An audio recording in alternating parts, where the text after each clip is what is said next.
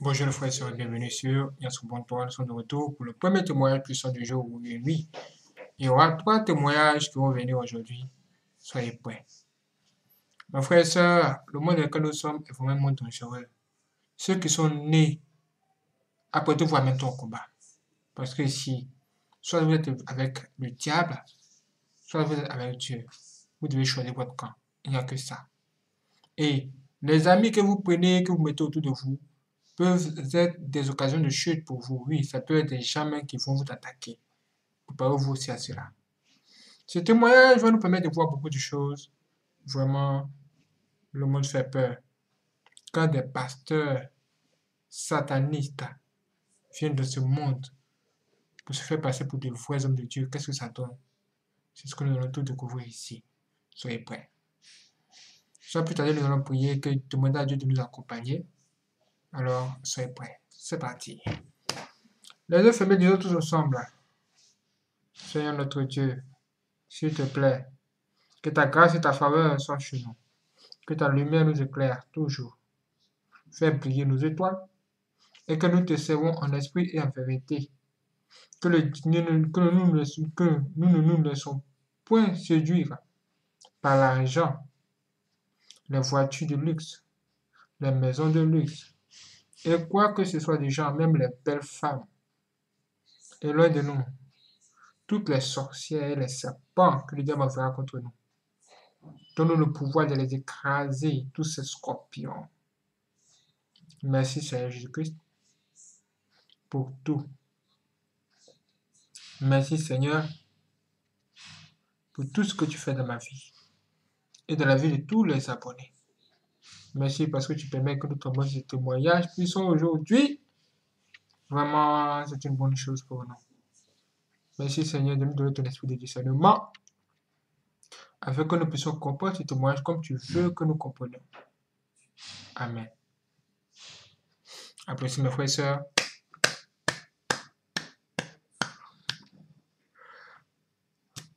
Applaudissez mes frères et sœurs, c'est extraordinaire. Ce que nous allons entendre ici, ça donne froid dans le dos. Ça, ce sont des révélations vraiment terribles. Vous-même, vous pouvez prier chez vous et demander à Dieu de vous dire si c'est vrai ou pas. Écoutons ça.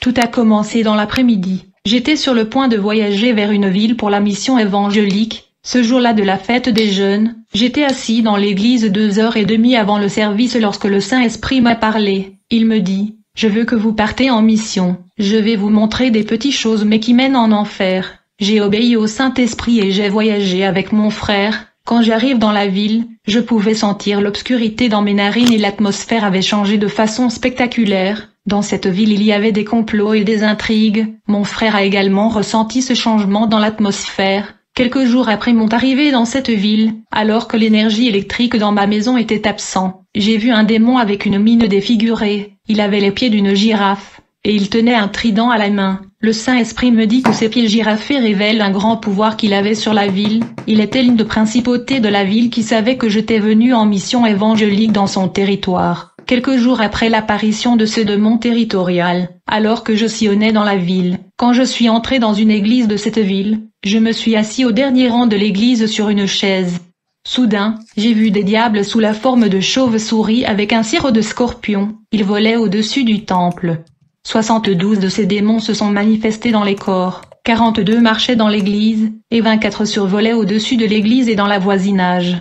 Il n'y avait rien de gênant pour ces démons et ils étaient libres d'opérer dans l'église. L'esprit me dit, le pasteur de cette église est plus intéressé par l'argent que par l'œuvre de Dieu. C'est un fils du diable. Le Saint-Esprit dit, s'il devait mourir aujourd'hui, il tomberait en enfer. Mais c'était un personnage très célèbre et internationalement reconnu. Ceux qui l'entendaient prêcher sentaient la paix et glorifiaient Dieu. Dit le Saint-Esprit, je vais vous montrer ce qu'il y a derrière l'église pendant le culte. Soudainement, j'ai entendu de la musique du fond de l'église qui proférait des paroles de blasphème contre le Dieu du ciel. Tout le monde chantait ce chant, mais en vérité ils exaltaient Satan le père des mensonges et opérateur du péché sans le savoir. Quand la chanson s'est terminée, j'ai entendu un grondement qui a formé une grande boule de ténèbres sur le côté droit du temple. Cette boule de ténèbres était près de la chaire où des jeunes qui chantaient. Puis j'ai entendu des rires machiavéliques du diable, les démons soufflaient sur le dos de ceux qui étaient assis sur des chaises leur donnant des frissons. Il y avait un feu étrange et que les gens sentaient et les confondaient avec l'onction du Saint-Esprit. J'ai vu un démon qui se tenait du côté de l'éventail droit, qui était près de la chair. J'ai regardé le démon, et il me dit, « Nous sommes capables de tromper ces gens si nous nous camouflons. Nous imitons les feux du Saint-Esprit. Nous continuerons à les duper en les entraînant en enfer. Nous ne resterons pas dans notre état de feu car ils nous abattront. Nous nous incarnerons pour habiter en eux afin de traîner leurs jambes en enfer. » Je demeurai dans la présence de Dieu. C'est alors que j'ai reçu la visitation divine et le Seigneur se mit à me parler de la nouvelle alliance me disant, « Cette alliance signée par mon Fils Jésus avait mis en place une nouvelle relation et une plus grande intimité vous permettant d'avoir libre accès à la cour du ciel et de mon trône, et de me parler comme un ami. Vos péchés ont été effacés à travers la nouvelle alliance. Je suis heureux de communier et d'avoir une intimité avec vous. » Puis j'ai demandé à Dieu de me montrer sa gloire. Il me dit, « Maintenant, regardez en arrière. » Quand j'ai regardé en arrière, je n'ai rien vu. Il me dit de regarder en haut. Quand j'ai regardé en haut, il n'y avait rien, juste le toit de ma maison. Dieu me dit, et me rit, « La gloire de Dieu ne se manifeste pas à l'extérieur mais à l'intérieur. Nous ne traitons plus avec des tabernacles faits de la main de l'homme comme étant à l'époque de l'ancienne alliance. Maintenant à travers la nouvelle alliance, vous êtes mon tabernacle et je vis en vous. » Quand j'ai écouté ces mots, l'atmosphère de ma chambre a changé. J'ai immédiatement eu une vision et le Seigneur m'a emmené au nuage, et j'ai vu une immense lumière. Dieu me dit, « Tu es la lumière du monde, une bougie dans l'obscurité et un feu inapprochable. » Quand je me regarde dans cette vision, mes cheveux ressemblent à des reflets argentés, et mes yeux étaient comme une flamme de feu, mes pieds étaient comme un nuage, mes vêtements étaient comme le soleil du jour. Je portais une ceinture dorée sur laquelle était écrit Principe de Dieu. Quand je suis sorti de cette vision, j'ai été surpris par la lumière qui émanait de mon visage. Il était très fort. Dans cette vision, 15 légions de démons localisés en Asie ont perdu leur force et ont été détruits par la lumière qui rayonnait de mon visage. Les 4 coins de la terre brillaient et étaient éclairés. Plus tard, quand je me promenais dans la ville, j'ai vu plusieurs choses surnaturelles. Dans la rue, il y avait des âmes qui devaient être évangélisées parce qu'elles n'étaient pas exemptes de péché. Le poids de la personne qui a la mission sur ses épaules est lourd. Quand je marchais avec mon frère dans les rues de la ville, j'ai vu 4 jeunes hommes passer devant moi. Puis j'ai vu un démon tenant un cigare à la main. Un autre démon avait la tête d'éléphant et les pieds de chèvre ressemblant à une chèvre rougeâtre avec la corne de bélier. Et j'ai vu un démon de l'homosexualité au milieu de ces jeunes gens. Les démons les conduisaient à la perdition et ils étaient déjà condamnés, car à ce moment-là, je vis leurs âmes suspendues en enfer. Les démons les avaient attachés par une corde sur les bras et les pieds et leur donnaient des coups de fouet sur le ventre. Ils vomissaient des vers qui sortaient de leur bouche. Le monde spirituel est très sérieux. J'ai commencé à m'inquiéter et le battement de mon cœur ont accéléré et je me suis plaint. Puis l'esprit me dit, « Fais ton devoir. Je vais mettre mes paroles dans ta bouche. Ta parole sera dirigée par l'esprit de vérité que je suis. » J'ai rendu visite à ces jeunes qui ne pouvaient pas voir l'esprit impur qui les suivait. J'ai prêché la parole et ils étaient touchés. Mais au bout de 5 jours, ils retournèrent à leur péché. Et la colère de Dieu s'enflamma contre eux, à cause de leur péché. Quand le Seigneur m'a emmené en enfer, j'ai vu les anges apostates, ennemis de Dieu et les démons qui torturaient les âmes maudites. J'ai vu ceux qui dirigent le royaume de l'enfer et leur réunion infernale. En enfer, j'ai vu des chanteurs très célèbres internationalement connus qui sont en vie. D'abord, j'ai vu Selena Gomez, puis j'ai vu l'âme d'Adelaide, la chanteuse anglaise en enfer. J'ai aussi vu l'âme de la chanteuse et compositeur américaine Beyoncé en enfer, bien qu'elle soit vivante sur terre. Son âme est déjà en enfer, et j'ai vu l'âme des autres chanteurs internationaux en enfer alors qu'ils étaient encore en vie. Puis j'ai vu des chanteurs de gospel en enfer. Les plus grands chanteurs de gospel déjà en enfer sont nés au Brésil. Parmi eux se trouvait Bruna Carla qui est toujours vivant, Gabriela Rocha, Priscilla, Hélène Martin, Michelle, Milice, parmi d'autres chanteuses de gospel qui sont sur la terre mais leurs âmes sont déjà en enfer. Parmi eux se trouvaient ceux qui chantaient avec l'inspiration du diable. J'ai vu un chanteur de gospel qui facturait de l'argent pour chanter et adorer Dieu, et ceux qui demandaient de l'argent au peuple de Dieu avant d'assister à leurs louanges et à leur culte. Leur âme était pourrie en enfer. Il y avait une grande proportion d'âmes et surtout de bergers maçonniques et frauduleux fouleux d'avidité dans cet endroit. En enfer j'ai vu l'âme de T.B. Joshua et Billy Graham entre autres. Des milliers de pasteurs du Brésil étaient là en enfer, comme Santiago, Duc Napoléon, Augustus, Nicodème entre autres. Dans cette vision, le Seigneur m'a révélé que T.B. Joshua était un sorcier. le 13e sorcier le plus puissant d'Afrique. Le Seigneur a dit que TB Joshua était un fils du diable, l'esprit du diable lui permettant d'être un guérisseur et de faire des signes avec sa main. Et le mouvement de sa main activait et déployait les démons qui opéraient dans ce service. Dans cette vision, j'ai vu une alliance que ce faux prophète avait faite à Satan avant même de commencer son ministère. En fait, avant de devenir pasteur, Satan lui était apparu et lui offert de l'argent, la renommée, le pouvoir et beaucoup de convoitises en échange de son âme. Depuis que cette alliance a été faite, quiconque se rend dans son église pour être guéri par ce faux prophète recevra des démons à l'intérieur de son corps. J'ai vu quand il toucha la poitrine des gens avec sa main, un indicateur, à travers lequel un boule de feu retirait et enlevait la maladie des gens, et il plaçait ces maladies dans d'autres groupes de personnes dans l'église. Il transférait même ces maladies aux auditeurs et spectateurs de son programme de par le monde. Vous ne me trompez pas, Joshua. De toutes les façons, ma guerre n'est pas contre vous, mais contre les démons qui vous habitent. Vous êtes un faux prophète, vous devez vous repentir ou faire face à une punition sévère et infernale. Elle sera supérieure à celle d'autres sorciers nigérians déjà tombés en enfer. Je m'adresse à vous de cette façon parce que l'âme du plus grand pasteur de l'Amérique est en enfer. Je vous demande, savez-vous pourquoi il est là? Et pour quelle raison? J'étais en enfer en visite quand le Seigneur m'a dit, je vais vous montrer quelque chose. Immédiatement j'ai vu Billy Graham quand il était encore en vie sur la terre pendant les années de sa vie avant sa mort. En fait, j'ai vu un tableau lisse au-dessus de sa tête sur lequel était écrit maçonnerie. Je réalisai qu'il n'était plus dans la vérité et qu'il ne prêchait plus la vérité. Puis je vis un principauté avec ses deux mains tenant l'épaule gauche et l'épaule droite de Billy Graham. Il murmurait à l'oreille de Billy Graham, pour qu'il parle ses paroles et pour tromper le peuple avec des hérésies. J'ai interrogé le Seigneur sur le principauté qui lui chuchotait, me dit-il, et me rit. Partout où Billy Graham prêchait, partout où il mettait ses pieds, une armée de principautés venait. Les démons étaient attirés car ils aiment le type d'évangile qu'il prêchait, ce qui n'est pas le véritable évangile. Vous devez dire aux hommes de chercher la vérité et le véritable évangile, et de se repentir de leur mauvaise voie, sinon ils ne verront jamais mon visage car je suis saint. Quand le Seigneur le vit en enfer, sa colère s'enflamma contre ce que ces principautés avaient accompli grâce à lui, car ils avaient gagné des milliers d'âmes grâce à l'évangile erroné de Billy Graham.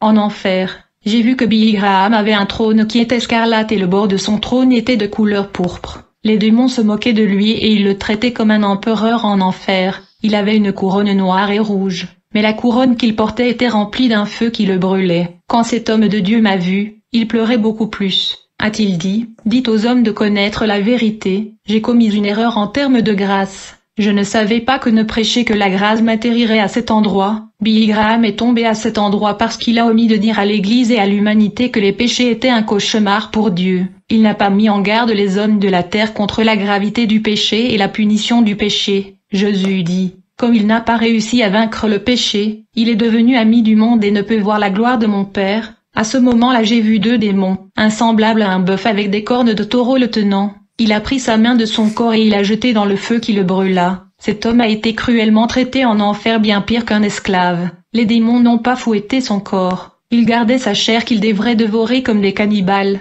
Et Jésus pleura en voyant cela. Quand il le vit en enfer subir ce traitement, Jésus pleura amèrement. J'ai demandé, Seigneur, pourquoi es-tu dans une telle douleur? Dit le Seigneur, il était très précieux pour moi. Mais maintenant il n'y a plus aucune chance. Il est pris au piège par les chaînes de l'enfer. Je ne peux pas le sauver, car il est déjà condamné et je n'ai aucune légalité. J'ai demandé au Seigneur, qu'est-ce qu'il a fait qu'il a séparé de vous? Jésus m'a dit, lors d'une de ses réunions avec les présidents américains, il a rejoint la franc-maçonnerie en rompant l'alliance que j'avais avec lui. D'ailleurs, il n'a pas parlé de moi comme je le suis réellement. Il a parlé de moi uniquement comme amour. Il a omis de parler du fait que je suis aussi le jugement, car je vais frapper la terre du feu du jugement. Mais chaque fois que je regarde la terre, la méchanceté et les péchés, je me souviens du sacrifice que j'ai fait pour l'humanité sur la croix. Je suis en peine et en larmes parce que je suis mort pour cet homme, même s'il est pécheur. Mais maintenant il n'y a plus aucune chance. À ce moment-là, le Seigneur a dit que ce bras de Billy Graham qui est infligé avec des douleurs est le bras même par lequel Billy Graham a signé l'accord avec Barack Obama pour rejoindre la fraternité maçonnerie, dans ce bras même où il est torturé par le soufre et le feu, à travers lequel il avait signé pour rejoindre la fraternité maçon. Il était dans le désastre qui lui a laissé les narines et les oreilles en feu. En fait, alors qu'il souffrait, j'ai entendu le bruit des chevaux, comme l'arrivée d'un cavalier. C'était à vrai dire l'arrivée d'un chevalier démoniaque. venant le torturer, j'ai vu comme ceux de mon chevalier qui déchira le bras droit de Billy Graham, qui avait signé l'alliance maçonnique. Les chevaliers démons a déchiré ce bras et l'a transformé en ténèbres et l'a rendu à son corps. Les larves sont venues brûler le bras droit de Billy et l'esprit m'a dit que c'était le même bras de Billy Graham qui avait passé l'accord. Puis j'ai vu le nom de Barack Obama en enfer. Il était parmi le président qui avait influencé Billy Graham à faire un accord sur la terre et rejoindre le frère de Manson dans cette réunion avec les présidents américains. Lorsque Billy Graham a signé cet accord, son âme est tombée en enfer bien qu'il était en vie. Puis je suis sorti de la vision. Plus tard j'étais en prière. Alors que j'étais en train de prier en larmes, j'ai eu une vision. Un démon a visité ma chambre cherchant à gâcher ma prière. Puis mes larmes qui tombaient de mon visage s'est transformée en un cristal de feu et a pénétré dans le démon qui a explosé. La prière faite avec des larmes et avec révérence venant du cœur bouge le cœur de Dieu. Dieu m'a dit, beaucoup de gens se demandaient pourquoi je ne répondais pas à leurs prières, mais ils ne me traitent pas avec respect, ils ont perdu leur intimité avec moi avec des prières robotiques qui ne me touchent pas. Dieu en était triste parce qu'il voulait de l'intimité, mais que peu de gens sur terre ont une véritable intimité avec lui.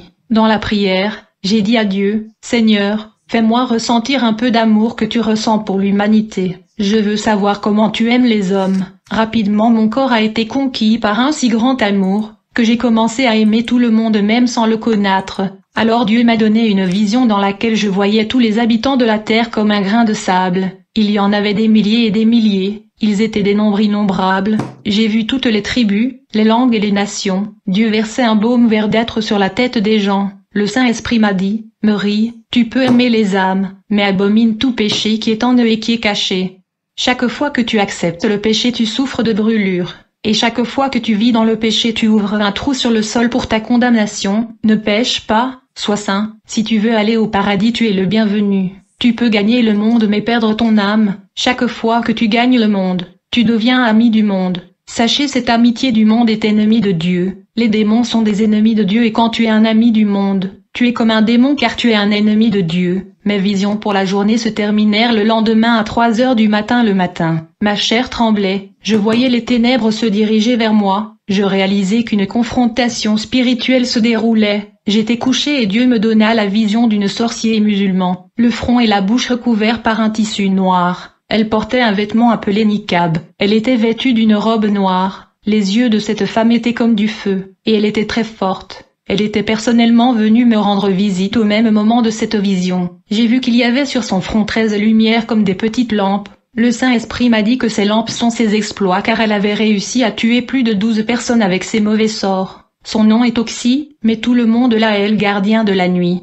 La femme qui était une sorcière est venue pour se battre avec moi. J'ai pointé mon doigt vers elle, qui a projeté un feu dans sa direction, mais elle détourna la boule de feu qui est sortie de mon doigt, et elle lança une boule de cristal sur mon épaule gauche, qui est devenue paralysée. Immédiatement j'ai déclaré la guérison. Alors je fus guéri immédiatement, puis je lui lançai une aiguille mais elle réussit à le dévier, et elle a jeté sur mon front une fléchette diabolique, qui a frappé entre mes 2 yeux, mais alors que je déclarais la guérison ma plaie a commencé à guérir. J'ai jeté une autre aiguillon contre elle, qu'elle a déviée et elle a tiré sur mes poumons et mon cœur. Encore une fois ma plaie a été guérie, et j'ai jeté à nouveau une aiguillon sur le front du sorcière qui l'a finalement frappée. Quand elle était atteinte, j'ai pris mon épée de feu et je l'ai coupée. La sorcière est tombée par terre, perdant la bataille. J'ai été surprise par la force de cette sorcière, elle était très forte. Quand je suis sortie de cette vision, mon corps était faible et mes os étaient faibles. J'avais fait beaucoup d'efforts pour me battre dans le monde spirituel. Le Saint-Esprit m'a révélé que,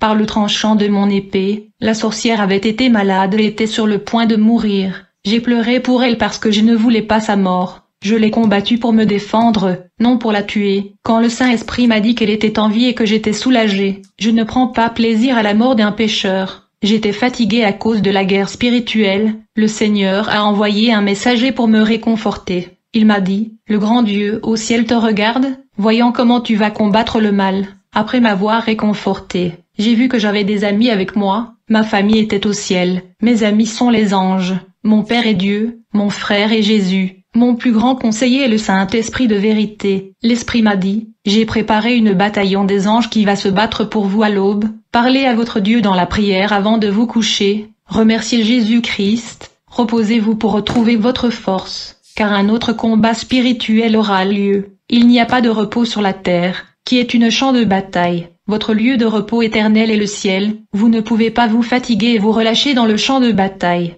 La terre n'est pas le lieu de repos. En écoutant la parole de Dieu, je suis tombé dans un sommeil profond et pendant mon sommeil, j'ai ressenti une paix si grande que mon corps s'est détendu pendant mon sommeil. L'Esprit Saint était assis à mes côtés, toute la pièce avec la gloire de Dieu. Waouh! Mes frères et sœurs, ce que nous venons d'entendre, c'est hors du commun. Ce sont les réalités de la vie. Quand on entend des tels témoignages, on se dit, mais waouh, comment c'est possible? Mais voilà, intéressez-vous maintenant à vous-même et à votre vie. Où irez-vous après? Où vous allez aller si Jésus revient maintenant? Ça, c'est une très bonne question pour vous. C'est à vous de jouer. Et je vous donne rendez-vous pour la prochaine vidéo parce que notre vidéo à venir, c'est le deuxième témoignage sur 3 du jour. Alors soyez prêts.